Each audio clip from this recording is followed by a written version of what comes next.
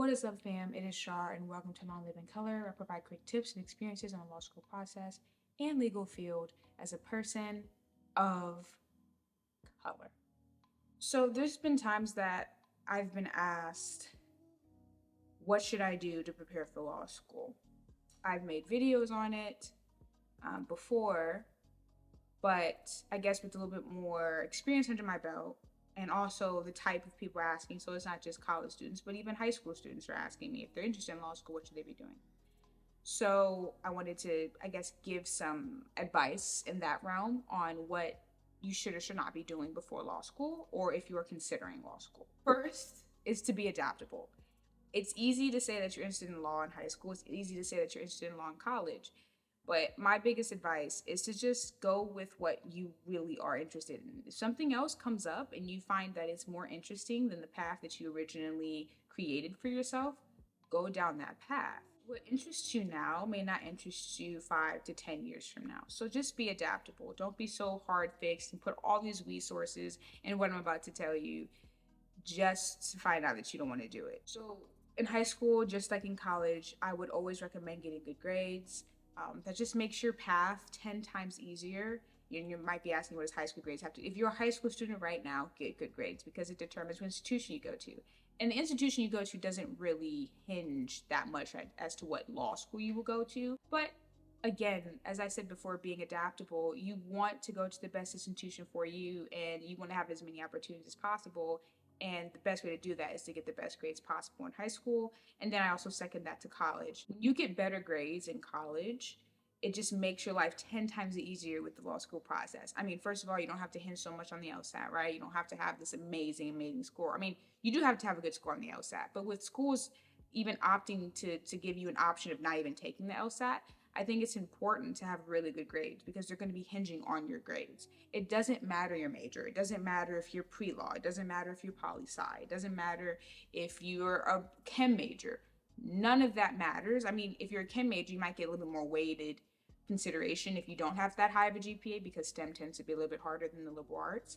But regardless, it doesn't matter. So if you are intending to go to law school, it does not matter what your major is. My biggest advice is to pick the major that you're really good at so you can get really good grades in it. And of course, pick the major that you're interested in, of course. But if we're talking just purely off of strategy, the better the grades, the better the process. There is absolutely no need to read legal books before law school or in high school or whatever. What I mean by legal books are like literally books that describe the law in some way, form, or fashion, like a tort book or law for dummies. Like, you don't need to be reading books like that unless you genuinely want to. I think there is some benefit to like reading books about the history of the law or like just some intro books that I feel like could genuinely benefit you. I do recommend just learning some of the basics, like, what American law is, how it's set up, what's the structure behind it. And if you want a comprehensive view of the American legal system,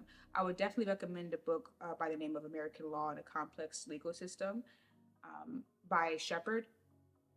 I'll have more in the link below, in the description below. But that book is a great book for understanding just genuinely a great comprehensive view of the law.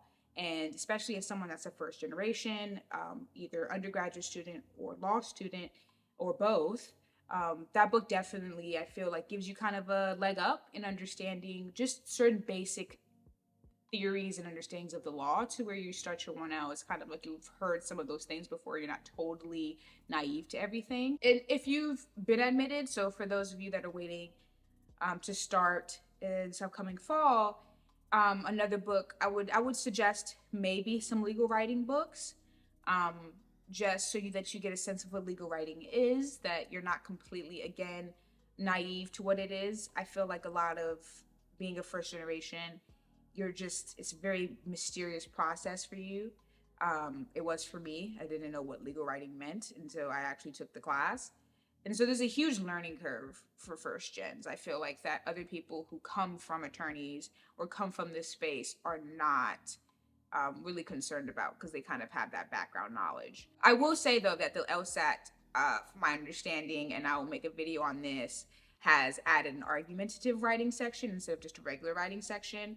Um, I'll talk more about that later. So maybe reading a legal writing book could benefit you before taking the LSAT, but I'll talk more about that in detail in another video. I would also say that if you're a college student, get as much experience in the field that interests you, even if it's not law. So it kind of transitions to my point of like taking gap years. A high school student, yeah, you can take a gap year before college. I don't think that is as stigmatized as it used to be.